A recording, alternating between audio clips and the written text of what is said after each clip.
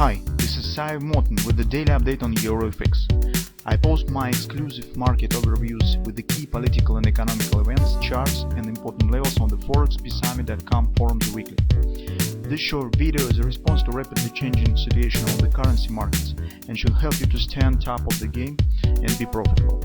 I suggest you to visit ForexPeaceArmy.com forum and read my analysis for the week before watching this daily video. Welcome back everybody, let's take a look again on the gold market. So here actually just a brief update because all major stuff including on targets, background we have discussed yesterday in the weekly report, on weekend in the weekly report. So next nearest target stands around 26.35 area. If you trade futures it will be around 26.50. Currently I see nothing bearish on a daily chart and even on intraday chart.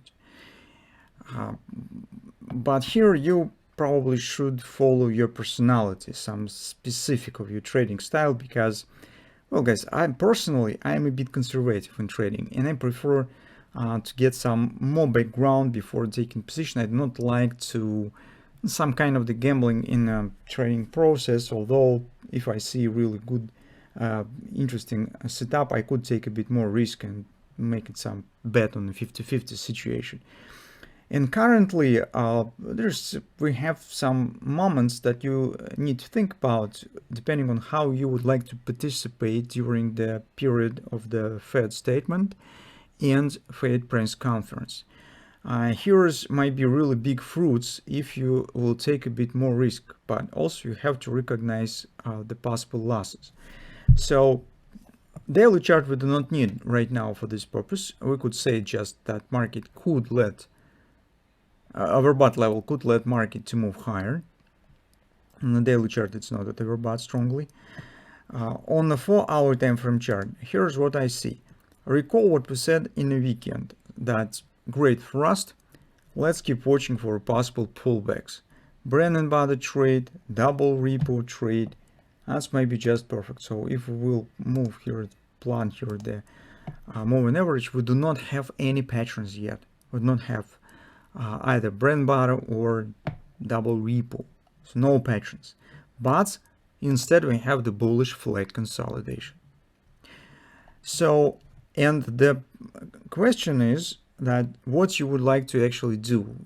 There's two options. You could wait for a pullback as we thought initially to one of the two levels we already talked about. There's 25.60, it's about 25.40 area, which is our preferable area to watch for. Wait for a bounce.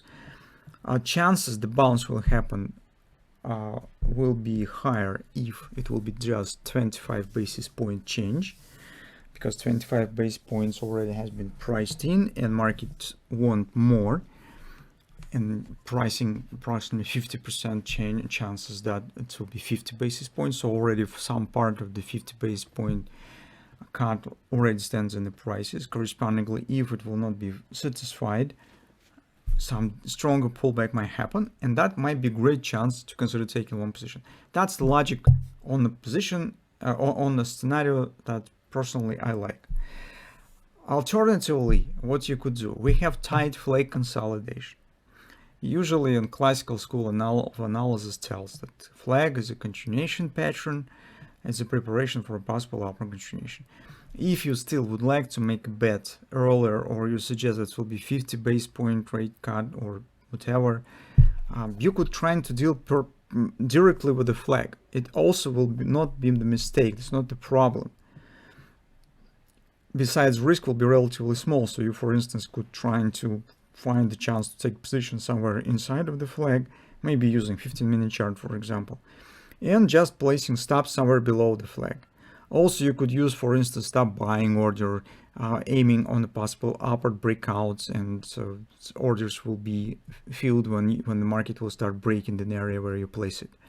This is more aggressive approach to the current situation. I don't want to say that this is something wrong, or but I suppose that it's less certain, and chances to get some stop loss actually are higher than the first scenario. At the same time, the advantage of this approach is that if this really will be 50 rate card, you will be in the market and you already will get really great boost of your position immediately.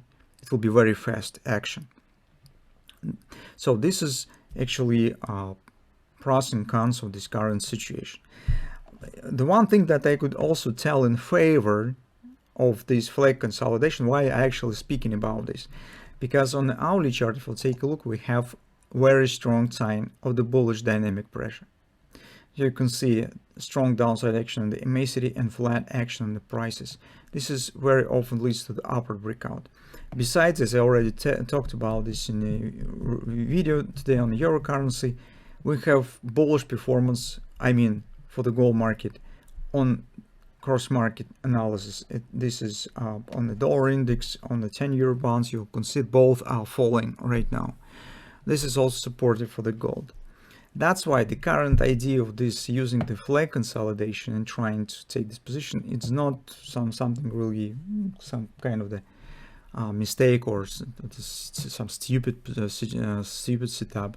Absolutely not. Yes, it's a bit more risky, but well, it could work, and attractiveness based on the very small potential risk and advantage that could happen very fast if it really will be 50% rate cut. If in fact dealing with the flag, keep it simple, dealing with this flag is the bet that the Fed will cut the rate for the 50 basis points. That's just the core of this idea. If you think that it will not happen, then it would be better to not just deal with it.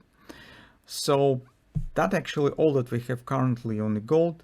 Let's keep watching, and we have discussed everything, targets, setups, see how market will react in the nearest 2 sessions.